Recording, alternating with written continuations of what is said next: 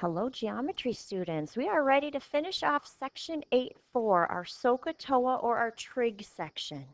Again, we've split this up into 3 sections because there's a lot of important stuff and it's important to know each piece.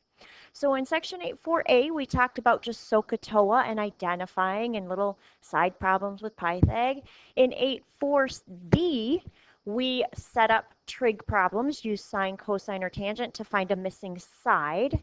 Now in 8.4c, notice we're going to find missing angles. So we know sides, but I say, oh, what's the measure of this particular angle? So the first thing, don't forget SOHCAHTOA. We still need to use that. But we are going to use inverse functions. So if sine of A is equal to something, sine of A is equal to, say, 12 over 13, we need to get this A by itself, right? We're still isolating a variable exactly like we have been doing in all of our math classes. If I want to get that A by itself, I need to use the inverse of sine. Just like if you have something squared, you square root it. That's the inverse function. If you're adding, you subtract it. Well, the inverse of sine will get rid of that sine. So I would do inverse sine on this side. That crosses these guys right out. But if I inverse sine on one side, I have to inverse sine on the other. So when I end up going to my calculator, this is what I'm going to type in.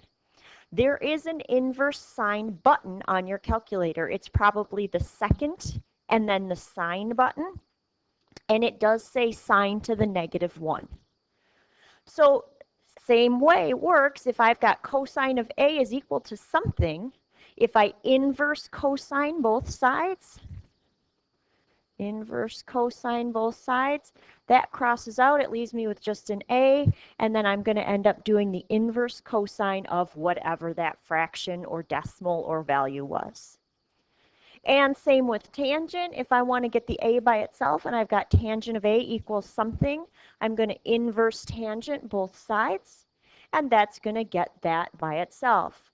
I need you to show me the work. It's really important that you show me this because otherwise I don't know what you're doing. So let's do a couple practice problems here. So I've got the tangent of some angle B. Notice we don't even put the angle sign in there, but I know that whenever I have a number next to a sine, cosine, or tangent, that's an actual angle measure. So tangent of some angle B is equal to 1.4362. I want to get this B by itself, right? I am using, look at the directions, use inverse functions to find the angle measure. That's my variable right there. I'm looking for B. So if I inverse tangent this side, I have to inverse tangent the other side. So these guys cross out, so I'm left with B is equal to, I'm going to jot this down, 1.4362. Sometimes your calculator will put parentheses in there. It's just separating it. It's okay. When you type that into your calculator, you should end up with angle B is equal to, I believe it was a 55.2. So we're going to always round to the nearest whole number for angles. So that would be 55 degrees. I can't remember if I have that written down somewhere, but I'll just jot that down. Oh, I'm going to say that next. So if I asked you for, if I told you that the sine of A was equal to 0.707, I have to inverse sine both sides because I want to get the A by itself. That means I'm going to inverse sine this side. Here's what I'm going to type into my calculator. The inverse sine of 0.707. And when you do that on your calculator, check your math. Make sure that you've got this. I believe if I round to the nearest whole number, that should be A, by the way. I believe that's 45 degrees, if I'm remembering right, or rounds to 45. Are you getting the hang of how these work? So if I've got a cosine of R equals 1/2, I did a decimal or a fraction this time, but that's all right. To get the R by itself, I have to inverse cosine. That crosses those guys off, so I'm left with r is equal to the inverse cosine of 1/2. So I'm going to go to my calculator, I'm going to type that in, inverse cosine of 1/2, and I believe that's a nice neat 60 degrees. No rounding necessary. So do you have your calculator, your inverse functions for your trigs figured out? Inverse tangent, sine, and cosine. Once you've got that, now we're just going to go back to old-fashioned SOHCAHTOA. So let's talk about a few things now that we got the calculator. The button on the calculator, super crucial thing to know. So if we're going to solve using angle, oh, I forgot to say one thing over here. Hold on, let me back up for a second. We are only going to use inverse functions when we're finding a missing angle. If we're looking for a side, we just do what we've always done. But inverse functions, inverse cosine, inverse sine, inverse tangent, is only when we're trying to separate an angle with a tangent, a cosine, or a sine. So those two are together. So like in example 1, it was tangent of some angle b. I cannot get the variable, the b, away from the tangent without using an inverse. So we only use those inverse functions if we're looking for an angle. Once we put everything together, right now you might be like, duh, but once we put everything together, you need to know when you're using which buttons. So to solve using inverse functions, and I should have put to solve angles, right? That's what we're looking for in section 8.4b. The unknown value is an angle. Now I put x there, maybe it's b, maybe it's k, maybe it's a capital letter because that's what the angle is. You can put a variable x in there. It would just look like this. Tangent of x equals 10/6 or something like that. So it could be an angle, it could be an x. You must have two sides of the triangle to set up. You might have all three. It's a right triangle, so you could get the third if you wanted, but you have to have two sides, and your missing value is the angle. The only thing I'm going to know for sure is a 90-degree angle. So like we just said, to isolate the variable in that tangent of x equals 10/6, use the inverse. So the only way I can separate this tangent from this x is to use an inverse tangent. Now, I would be silly if I didn't say, and you didn't roll your eyes at me, that in order to get rid of a tangent, you use an inverse tangent. Don't inverse cosine a tangent. That would be ridiculous, right? So use your inverse of whatever trig function you're given. This is really important thing to me. Isolate your variable before going to your calculator, or if you'd prefer to write this, whichever one, I'll put a little arrow there. Show all your paper and pencil work first. Don't tell me, oh, I just typed that into the calculator. I need to see what you put into the calculator. It's a good habit to get into for a lot of reasons, but if we can see what you're putting into your calculator, I want to see your paper and pencil work first. Show that you're typing in the inverse tangent of 10/6. And I mentioned this before, angle measures, we always round to the nearest whole number. Angles are the nearest whole, sides will go to the nearest tenth. Up here, remember, if we're going to set up a trig equation, we are using SOHCAHTOA. So we're still going to use that. We just have to figure out what are we given. Are we going to use sine, cosine, or tangent? And then that's going to tell us which inverse function to use. So let's do a couple examples here. So number 1, my x is in this angle. My 90, I could have put a little 90 box there. That would have been nice.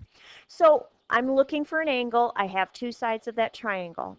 So the first thing I'm going to do is I'm going to think to myself, SOHCAHTOA, right? Then I have to figure out, am I going to use sine, cosine, or tangent? Well, if this x is my angle, the 8 is the opposite, the 13 is not the hypotenuse, that's the adjacent. So which one of my trig functions do I use opposite and adjacent for? That would be tangent. So I'm going to jot this down exactly like how we were doing the last section. Tangent of the angle equals something over something. Well, what's the angle in this case? It happens to be an x, right? So the tangent of x equals opposite over adjacent, 8 over 13. So the only way I can separate that x from its tangent is to use the inverse function. So I'm going to inverse tangent. These guys will cross out. So I'm left with x equals the inverse tangent of 8/13. There's my paper and pencil math. Now you pop over to your calculator. I want to see that step. When you pop over to your calculator, inverse tangent of 8/13, if I'm rounding to the nearest whole angle measure, I believe that's going to be an x equals 32 degrees. So I needed to use trig to set up a problem. I needed to figure out what part of SOHCAHTOA, and I have to remember that that angle measure is my unknown. Therefore, I'm going to have to use an inverse function. Let's jump over to number 4, I think. Find the measure of angle A. Notice on this particular problem, I didn't put an XYZ in an angle, but I did say find the measure of angle A. Well, here's angle A. Why don't I just put an X there? That's the angle that I'm looking for, that I'm solving for. So if I do this, let's see, I've got angle A. I need to identify SOHCAHTOA. So I need to know, do I have opposites, adjacents, or hypotenuses? Well, 18 would be the opposite side to angle A, and 27 is the hypotenuse, right? The longest side of that triangle. So I've got an opposite and a hypotenuse, so I'm going to end up using SOHCAHTOA, the SO part, sine of the angle. So remember, sine of an angle equals something over something. What's my angle? X. What's my opposite over hypotenuse? 18 over 27. So now I can solve. The only way to separate the x from the sine is to inverse sine. Those guys cross out. I'm left with x is equal to the inverse sine of 18 over 27. You can use your fraction button. You can use divided by. I couldn't hurt to use parentheses and to end your parenthesis. I believe that when we do that and we round, x is approximately 42 degrees. Remember, we're rounding to the nearest whole number. So those aren't so bad, right? Once you figure out your inverse button, let's talk about one more problem. I want to pop down to problem number 6. It says to solve each triangle. Well, solving each triangle means that you are going to find all sides and angles. All sides and angles. Notice the directions, round side measures to the nearest tenth and angles to the nearest degree. We've already said that. So let's do this. Angle R, angle S, angle T. Side RS, side ST, and side RT. We will know 3 things right off the bat. So we already know that angle S is 90 degrees, right? Done. We already know that RT is given, it's 9. And we already know that ST is 6. We have to find the other 3 things. Use your powers of intellect to figure things out. First of all, if you wanted to finish off the sides and do RS, we could do a lot of things, but we could do a trig function. We could find angles, but couldn't we just Pythag that, right? RS is a leg, so to find RS, we could do x squared plus 6 squared equals 9 squared. So x squared plus 36 equals 81. 81 subtract 36 is going to be like 45. I'm not going to an irrational value here, so I know I'm going to square root. So let's see, 45 would be 9 times 5, and 9 is a perfect square. So x is going to be 3 square roots of 5. It wasn't so bad, just a quick little Pythag on the side. You could have done that a different way. Your calculator would have given you a decimal. So now we've got angle R and T. It doesn't matter which one you pick. I'm just going to pick R. I'll put an X on angle R. I don't like to use my 3 square roots of 5 because what if I messed up when I was doing that? So I'm going to stick with the 9 and the 6. So the 6 is the opposite. The 9 is the hypotenuse. So which trig function should I use for opposite and hypotenuse? That would be sine, right? So sine of my angle equals something over something. The angle is x. The opposite over hypotenuse is 6 over 9. So to separate that x from that sine, I'm going to inverse sine both sides.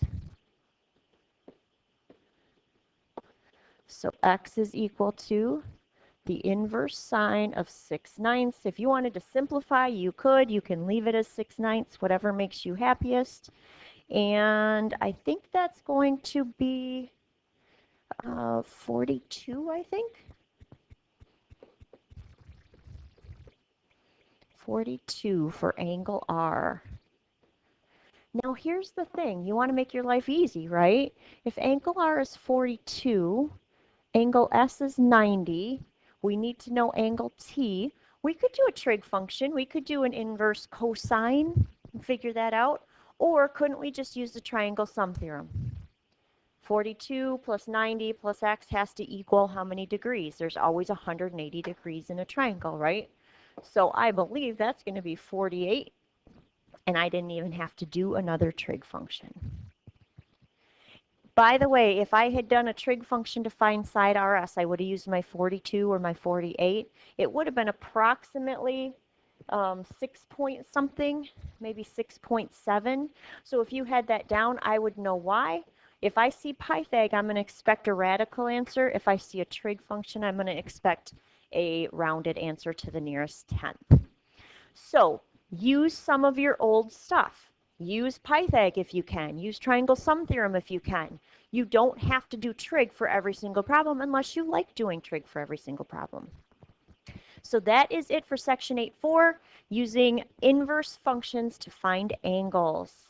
Thanks for hanging in there, and I'll see you next time.